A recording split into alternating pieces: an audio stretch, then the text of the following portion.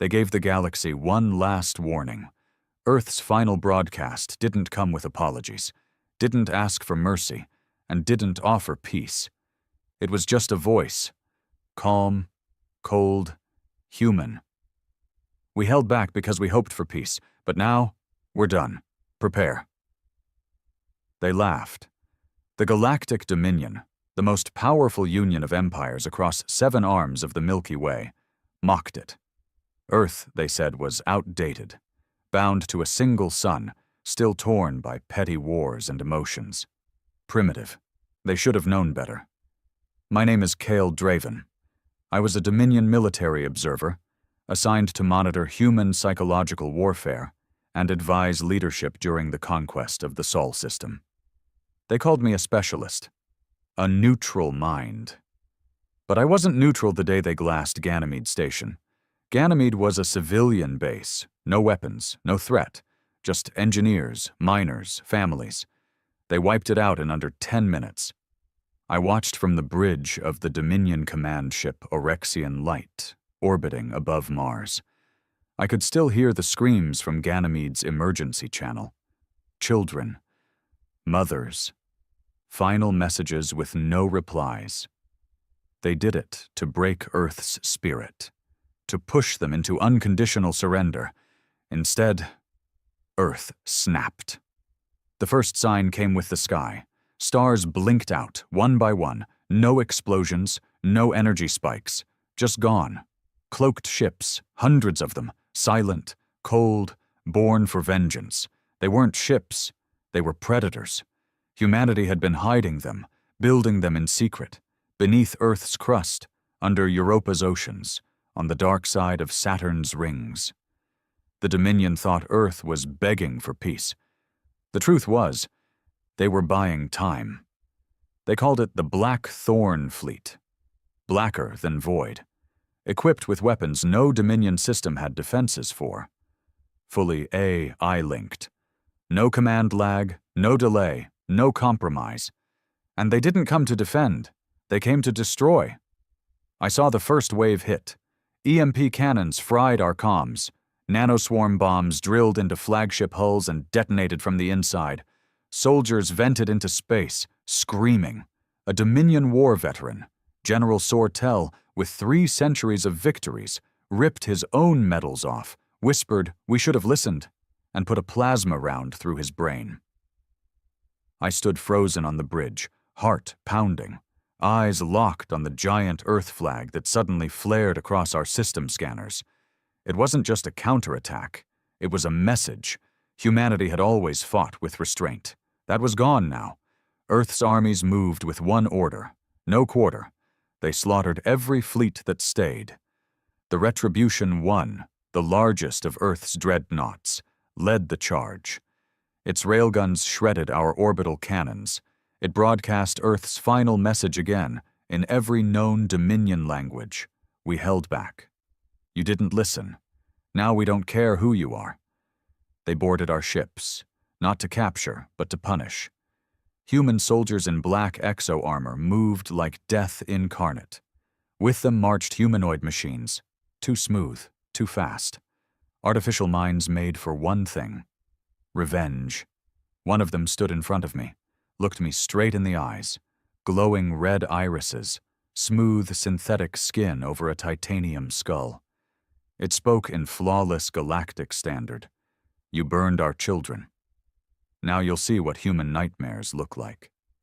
And then it ignited the fuel core beneath the deck.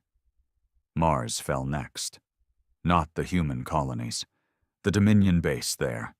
Earth bombed it to ashes in half an hour. The survivors begged for terms.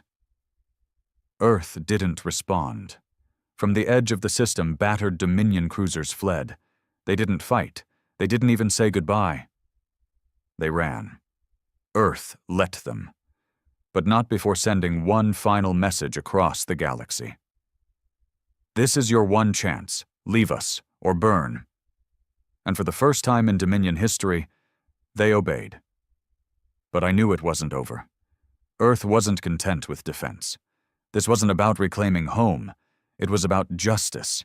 For every silent death on Ganymede, For every child left floating in frozen debris, Earth was coming, for all of them. And I, Kyle Draven, was going to see it happen. They thought humans were weak because they cared. But now that they stopped caring, it was war without mercy. We didn't even bury the dead. There were too many. They floated, twisted bodies and burning wreckage, through what was once the Dominion's proudest military orbit, a constellation of corpses around Mars. The humans didn't stop to clean. They didn't wait. They moved. I was taken aboard Retribution 1. Not as a prisoner. Not quite. They didn't shackle me or interrogate me. They didn't even speak to me much. A single Terran commander, her voice quiet, had simply said, "You're going to watch." That was it. The ship itself was like nothing I'd ever seen. No polished chrome or noble banners. Everything was matte black, brutal, utilitarian, designed for war and war only. Every hallway was reinforced. Every console was embedded with AI co-processors. The air smelled like metal, gunpowder, and ozone. The ship hummed, not like a machine, but like something alive, angry. The soldiers aboard it, humans and machine hybrids, rarely spoke. When they did, their words were clipped, efficient. Orders, confirmations, no jokes, no fear. They didn't act like victors.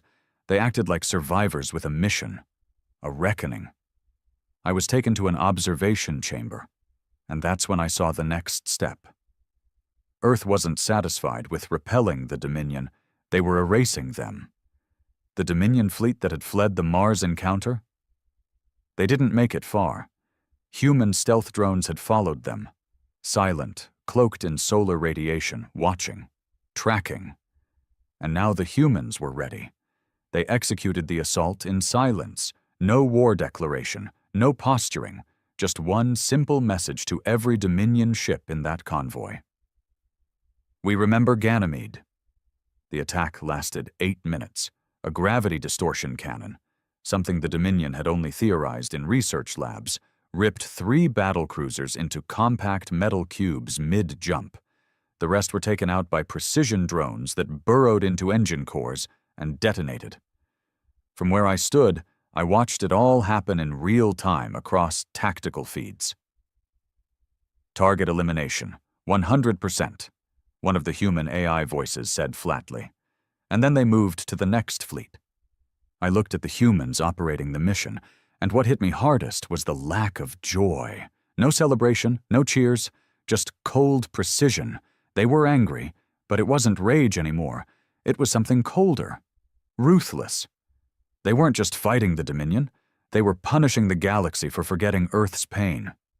That night, if you could call it night in deep space, I spoke to one of the Terran officers, a man named Colonel Arlen Vale, middle-aged, gray in his beard. His eyes told me he hadn't slept in weeks, maybe longer. "You're Kyle Draven, right?" he asked. "The Observer." I nodded. Still breathing. He didn't laugh, just stared out the window into the void, arms crossed. "You were there when Ganymede fell?" I swallowed. "I heard it. I couldn't stop it." "I lost my sister there," he said simply. "She was pregnant, 26, engineer, wanted to build schools on Europa." I started. He cut me off with a hand. "Don't apologize, just watch."